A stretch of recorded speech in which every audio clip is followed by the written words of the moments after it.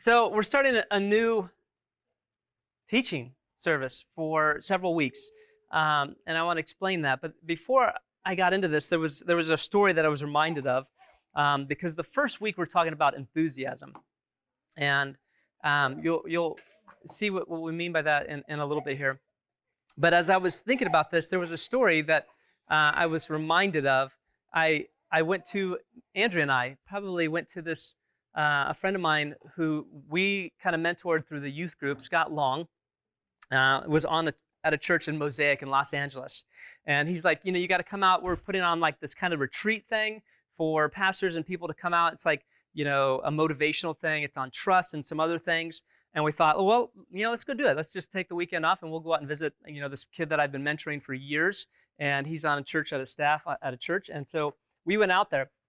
And we went to this beach. It began at the ocean the first day on Saturday. We started at I can't remember which beach it was, Newport Beach or something like that. But it wasn't the beach. It was up from the beach just a little ways, and it was this rocky cliffs that we walked out to. And the waves were crashing. It was kind of cold. The water was chilly, and there was this point where we walked down the cliffs to where the water was, and the water went further in. Probably, I don't know, about 100 yards.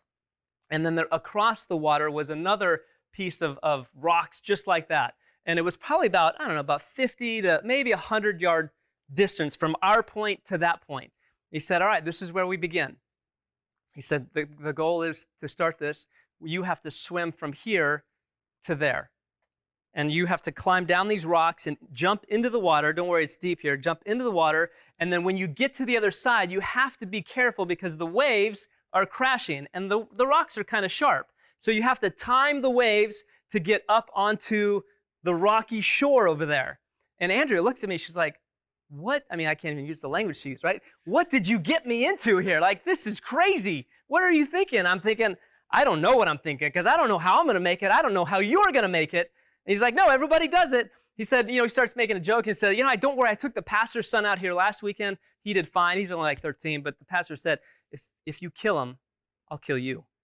So I'm thinking, okay, this is kind of like adrenaline's pumping. I'm thinking, how are we going to do this? Sure enough, we jump in the water, we swim across. I mean, I really don't remember the whole thing. I've kind of blocked it out of my memory. Traumatic, I don't know what happened. But we got to the edge and we got dried off. We made it somehow. And he pulled us out. And he's like, okay, that was the first step. Everybody got dried off. We went back to the small little community where we changed. He said, all right, step 2. Now everybody's going to go up, and you're going to sit at different corners on the street. And when you see somebody, you're going to pull them aside, and you're going to ask them, can I pray for you? I was like, are you kidding me? I'd rather go back to that. I'd rather go up to a stranger and ask them to pray for me? Or if I can pray for them? He's like, yeah, this is what we do. This is the first step of learning how to trust. I was like, okay. And so as I was remembering this, the whole point of the Trust Weekend was the idea of how to break paradigms of what we think we can and cannot do. Because those are the things that usually hold us back. And sure enough, Andrew and I pulled a couple people aside, as uncomfortable and crazy as that was. Hey, can we pray for you? And the weirdest thing happened. The stranger said, yes, would you?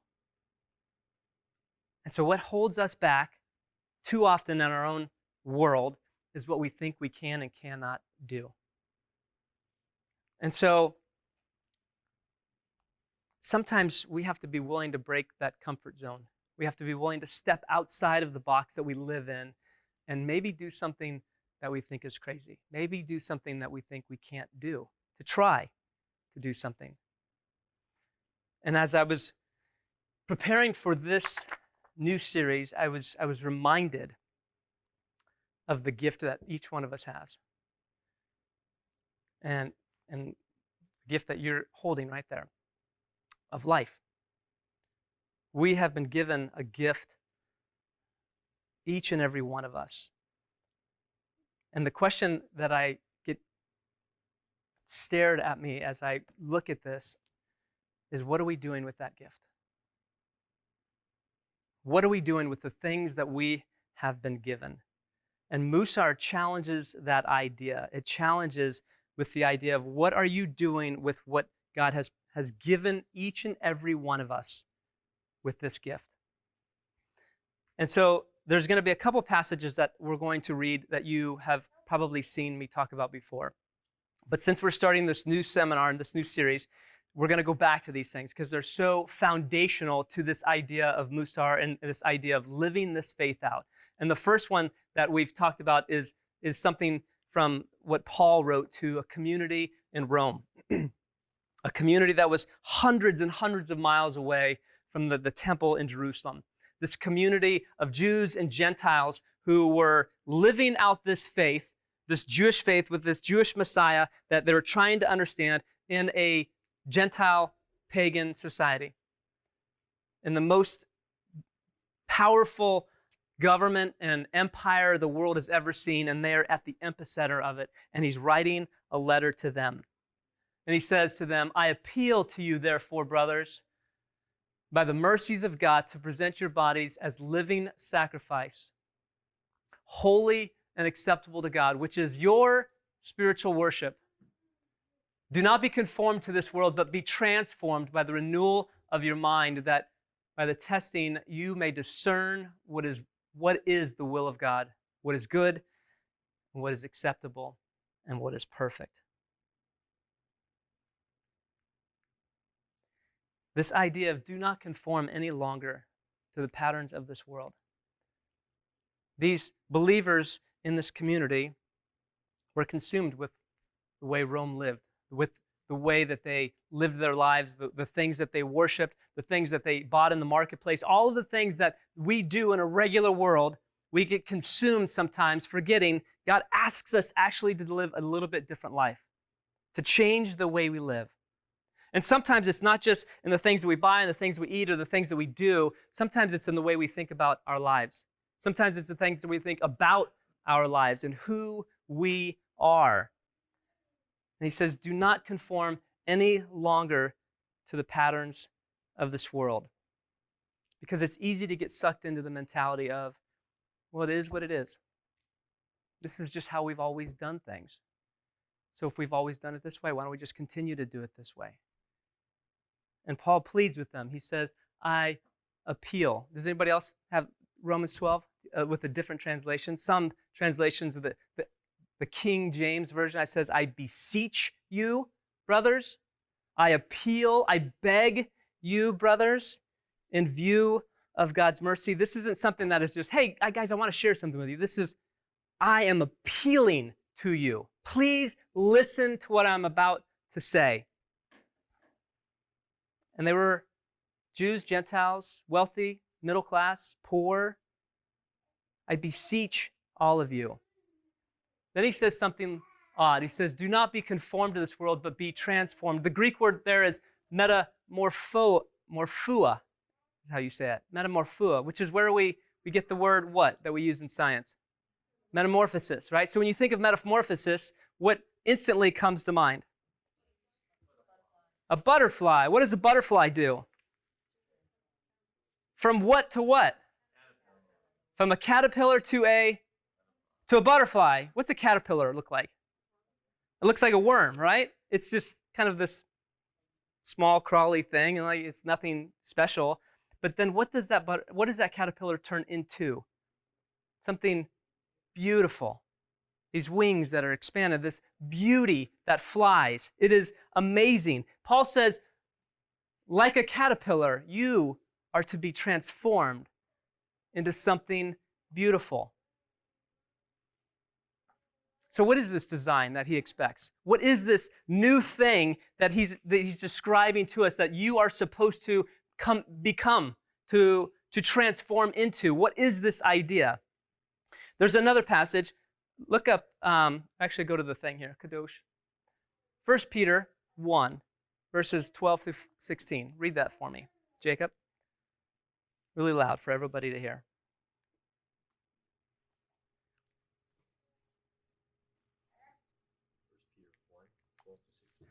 1 Peter 1, yes.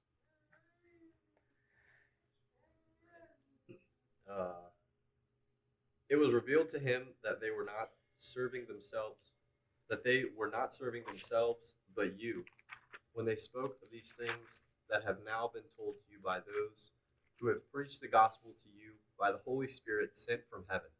Even angels long to look into these things. Oh, You sure you 1 Peter 1:12? yeah. Okay.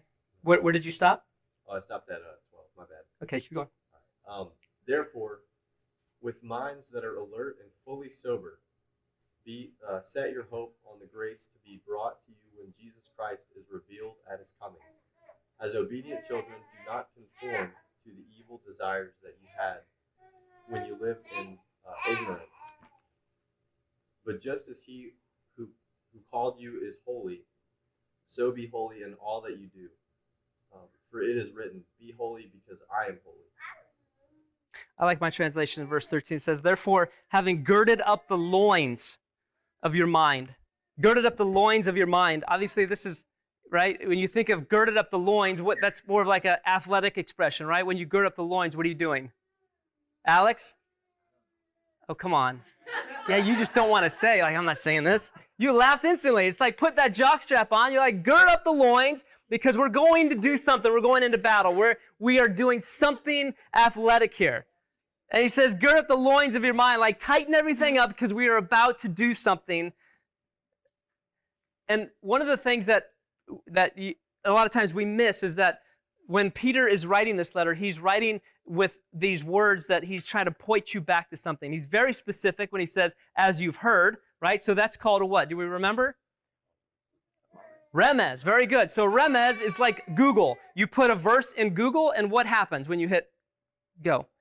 If you type in, and it was said this and this, what happens? It gives you a whole list of things where this is you've seen this before, where you can research this, right? And so that's what Peter's doing here. He's giving you a verse, and he says, as it's been written, be holy. So where have we heard that before? Because if it's as it was written, right, what is it? What? Where in the Torah?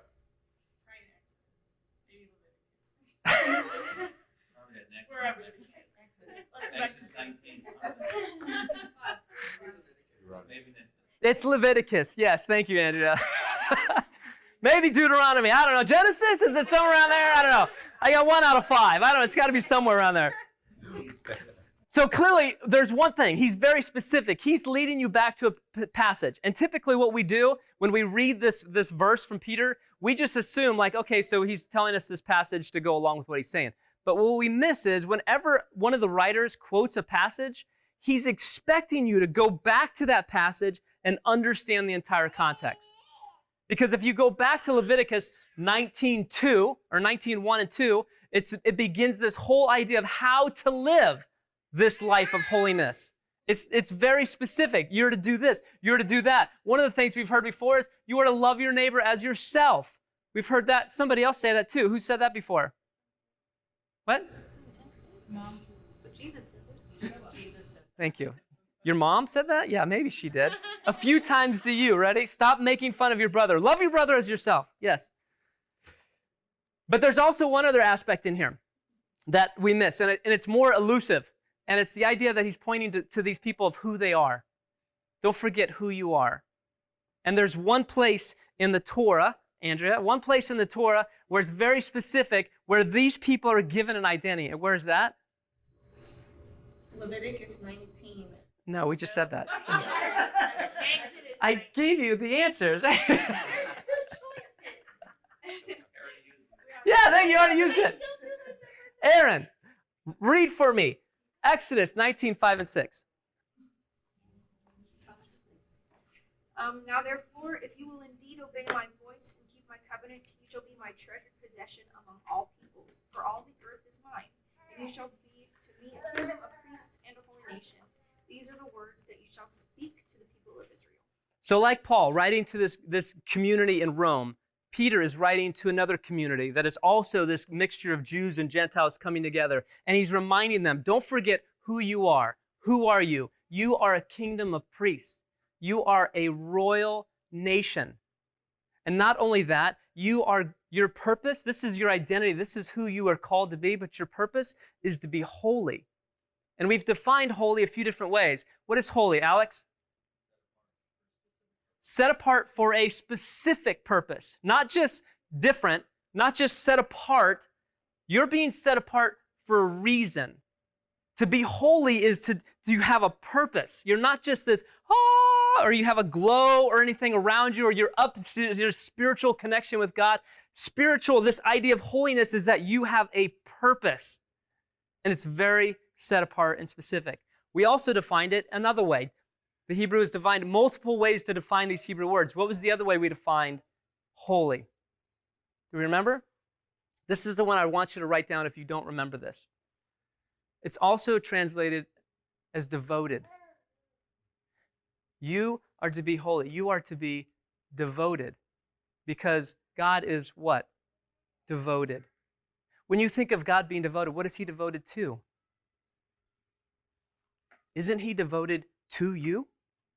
Isn't he devoted to his entire creation? Isn't everything he does devoted to what he has brought about? And you are to be holy as well. The problem that I think that we have, and we struggle with this idea of identity, that we struggle with this idea of holiness, is very similar to the same problem that Egypt had when they came out of Israel. What happened to the first group of people that came out of Egypt? Died in the desert. Why? Moses hit a rock. They died after that, but he wasn't allowed to enter because of that. And there's a long story behind that. But why did they die? That was what Moses did. That was his punishment. But why did they die? And they didn't believe. They They- didn't trust him. They didn't have faith in him. They couldn't change their belief system. They were hung up on the Egyptian God. They were still hung up on all of the things that they believed before. They struggled with, this is God telling you, this is your identity and this is your purpose. And this is a similar struggle that we have today. They couldn't change their belief system. How often do we struggle with our own belief systems? Because our belief system is like a computer, right? What is this computer has a programming that's been put into it, right? And not only a programming, when I turn this off and I have programs, that are up, what's happening in my phone, even though my phone is not lit up? What are the programs doing? They're still running in the background. This is your brain. This is what happens. Every day, our belief system is like a computer, and we can only do, each and every one of you can only do what you were programmed to do. The choices that you make today, the decisions that you're making today, all of these things were programmed. They were pre-installed years and years ago. And usually, we make decisions based on a default system. We make decisions that we just do. We don't even realize we're doing these things. Kind of like when you forget to put a computer in your bag. Or how many of you guys have driven to work in the morning and then pulled in the parking lot and thought, how did I even get here? Right? We've all done that. How does that happen? Because once this programming takes place in your brain, you don't have to think about these things anymore. Just like your computer is running in the background, your subconscious is telling you these are the things that you need to do. This is where you go. You don't have to think about turning right or turning left because it's already running and you're thinking about something else. Well, if this is how we get to work, how does that also apply when we think about our own spiritual lives? Or the choices that we make when the Torah says this is how you are to live and we just can't seem to make those choices? Where is the breakdown in this? There was a study done by a woman named Ellen Langer from Harvard University. And she did, let me ask you this question first of all. What's your least favorite chore to do at home? What? Laundry. Dishes? What else?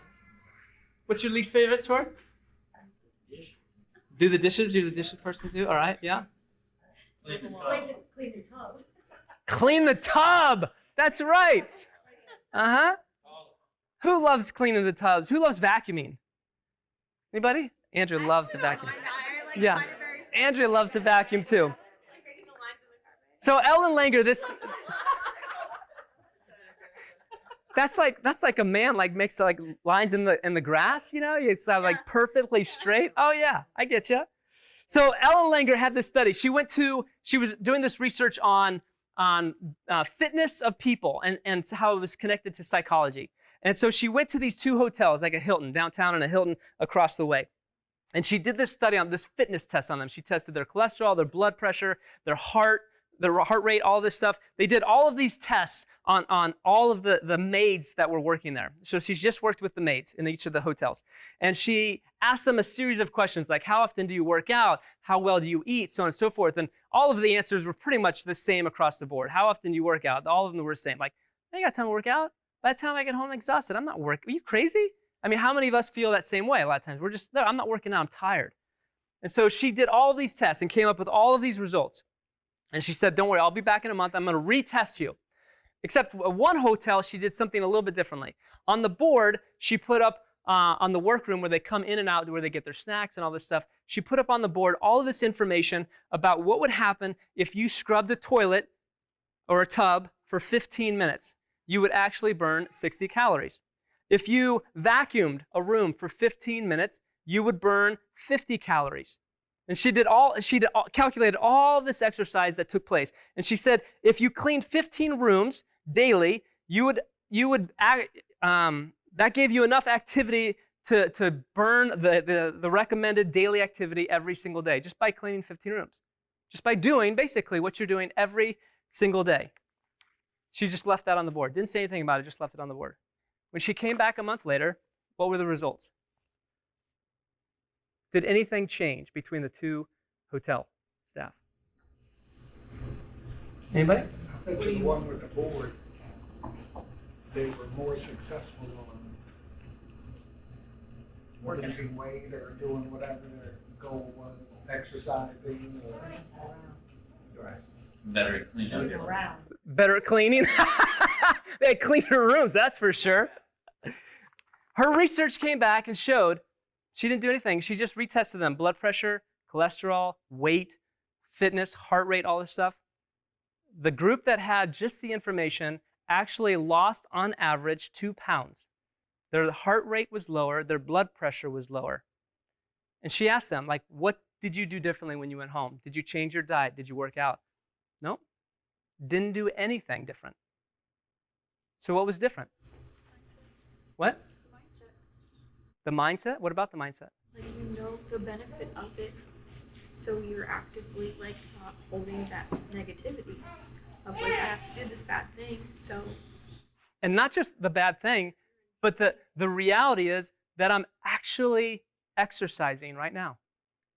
I didn't think about that before. And so here's the thing that she realized. Think about this. Right now, your mind is shaping everything that you do. Everything that you see and everything that you think about or think you know about reality. Your mind is shaping that to be true. The question that she brought up, and she questions me every time I do this research, is what is reality? How many things that we think are true or this is actually real is just something that we've created in our mind to be true? And it's actually maybe another way to see this, which is why Paul says what? Do not conform any longer to the patterns of your what? Your mind. Do not conform any longer to the patterns of your mind. In fact, the Buddha said later on, he said, the mind is everything. What you think about, you become. And one of the phrases that I've shared a couple of years ago was this idea, and I implored you to write down. It says, you bring about what you think about. These women proved if I do all of this exercise during the day, just by vacuuming, just by doing these things, the benefit was I actually lose weight. As opposed to the people who were doing this stuff, and I don't have time to do this. I'm never going to lose weight. This is never going to happen to me. I'm never going to do this. And it didn't. And Henry Ford once said, the person who thinks he can and the person who thinks he can't is right. What holds us back almost all the time is what we think we can and cannot do. And the goal of Mussar, that we're going to go through here, is to bring about change in our lives through our thoughts and through our behaviors combined together every day, so that this metamorphosis takes place. And it's the idea of becoming what we were created for. Sometimes we miss the fact that this is the whole idea of the creation story. We get so hung up on some of the details that we miss the idea that Genesis 1 is about not only how the universe came together and everything that was created, but how was everything created? How was it created? Created by God. It was created by God, and what did he say when he created it? After every one of his creations, what did he say when he looked upon it? This is good. This is good. This is very good. No, he said very good after the man. Yes. But he said, this is good. Did he say it was perfect? He never said it was perfect. He only said, this is good. In fact, there's actually no Hebrew word in the whole Torah for perfect. There's no such thing as perfection. But because it was made good, it doesn't mean that it was made complete. There's only one word that uses the word something close to complete, which is the word shalom. We've said this before. Shalom is what? Wholeness, right? It's something that we give a blessing to you, a shalom to you. May God's shalom come upon you. May you be made whole. Because we all have brokenness within us. Every one of us has brokenness. From maybe the things that have happened in our past, maybe the choices that we've made. We all have brokenness. The audience of all of these texts, from Genesis to Peter to Romans, is that we are all coming out of some sort of brokenness. And that these people have to be either given a new identity or reminded of their identity. Reminded of our purpose. Because in Egypt, we've all had in Egypt, we learned a belief system. You are not good enough. You'll never make it. The reason that you screwed up is because you are this person or that person. You'll never amount to your sister or your brother. You'll never be able to accomplish this because of this. What are the things, these mindsets that we have that are holding us back from achieving what God created us for? He goes on even in chapter 2, which I wanted to read this. And he says something even more powerful. Chapter 2, verse 15. It says, And the Lord God took the man and put him in the Garden of Eden to work it and to guard it. Now, the interesting part is when we think of work, what do we think of? And gardening, what do you think of? Labor, right? Sweat coming down. It's hot, right? God put man into the garden to work. But as we've learned before, this word for work in the Hebrew is what? Do you remember? Is the Hebrew word avod, which is the root word. It means work, but it's the beginning. It's the root word for another word, which is avodah, which means what? Which means worship. God put man in the garden, not to just work, but this idea of work is worship. It's worshipful when we do these things. God didn't create the world to be perfect. He created the world to be whole. And he left space for improvement. He left space in this world for change. He left space for restoration. And we as humans, by putting Adam into this garden, he's asked us to partner with him in this process. He went part way. Now he's saying, Adam, I'm giving you, go. You have work to do. Make this whole. It is work. And this is worship. And at church, one of the things I learned a long time ago was this whole idea of that we are to believe in God. We're to believe in God. We're to believe in God. And just confess your sins and believe in God. But what I didn't hear for the longest time was the idea that God believes in us. We're to believe in God, but how often do we forget that God believes in me? God believes in you. He believes that you can accomplish this task. He believes that you can be a part of this process and that you can work with him and that you can bring restoration and wholeness in this world along with him. Because he believes in you, because of what he's put inside of you, because of what he's created you to be.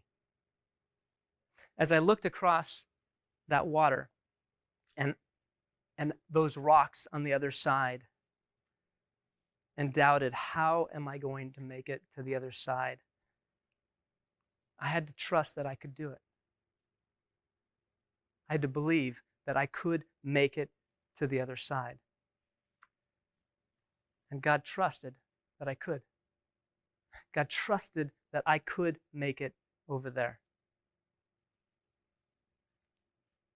And that as I put time and energy into this, working on myself, which is a spiritual act of worship, then like Adam, then I till the ground and I'm able to bring wholeness and restoration around me.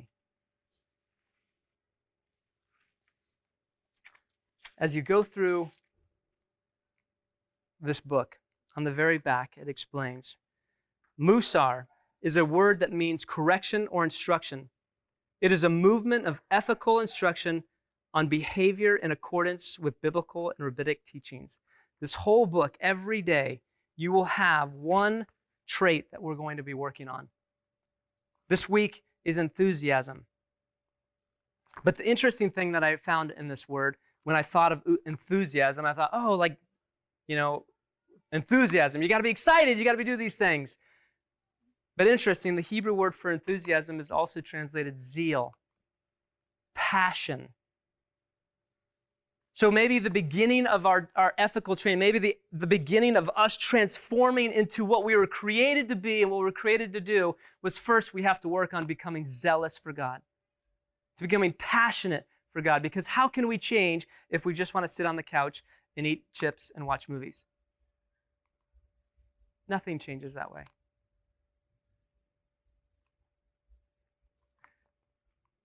But every week, you will have one trait that you'll be working on. Every morning, you will wake up. The goal is to read the Sunday morning, the Monday morning traits. There will be a passage or some type of inspirational quote, and then there will be a phrase. And this whole idea of Mussar is a meditative process. It's a meditation.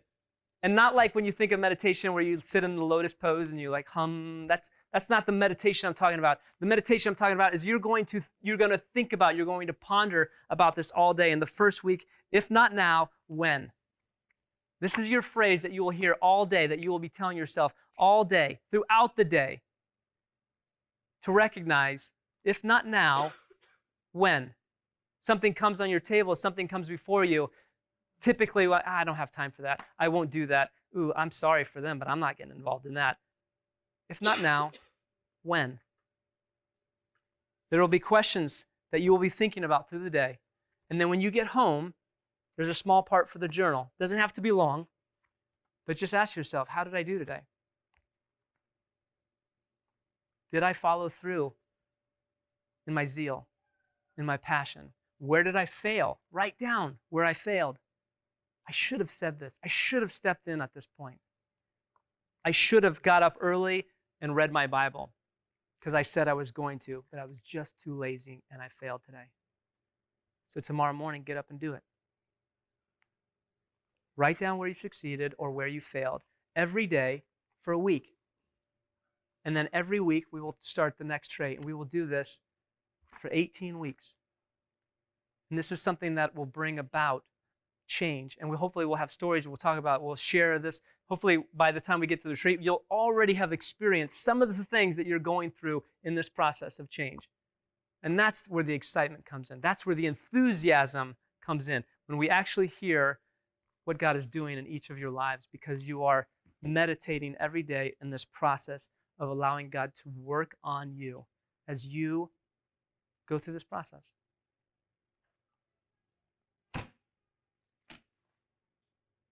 That's all I got. There was no questions today, but please, if you have a question, go ahead. You raised your hand. I was thinking of that photo that you have, like the hands of God, and I'm like, is this our cocoon right here? Is this our cocoon? Expand on that. I'm just thinking, like, Yeah, if you can have them all. yeah, and the transformation that we had. Mm-hmm. So, I have a question for you. Relationship of worship to work. You know, you got a lot of holy rollers that want to worship. I was told recently, like I told you the other day, that you should pray and fast. Right. That's what God told somebody to tell me. Right. So, I know there's a difference. I know we should have both sides of contemplation and action. But to me, I'm more of an action guy than a contemplating guy. Right. I do a lot of reading, but I'd rather be in action mode. So, is work good enough? I mean, I'm not one to sit there and say, God, I love you and all that. You know, I mean, I love him. He knows it, and I want to move on. I want to Sure. get something done. Yeah. Okay?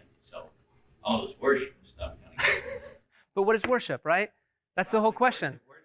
And that's a difficult thing because for some people it takes work to open this up.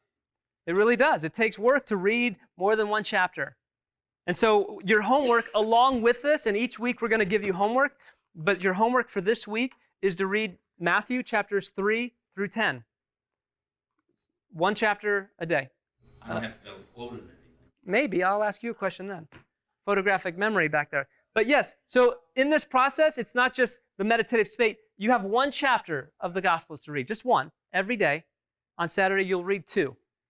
But every day, you'll just read the words of Messiah. You'll read these words, and then you'll be thinking about the homework through this process. Interestingly enough, some of this stuff will actually cross over, and you'll see these connection points.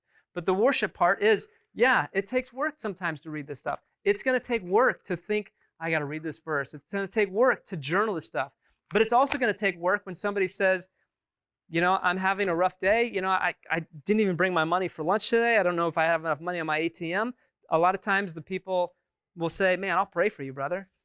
You know, where instead of biblical prayer is, how much money do you need? Right? Let me pray for you. I'm gonna buy you lunch. This is the biblical idea of prayer. Right? It's not just one or the other, it's both and. That's why it's work and worship. So, I'm good. You guys good? All right, have some conversation. Let's have fun tonight. Yes. Be enthusiastic. There you go. Yes.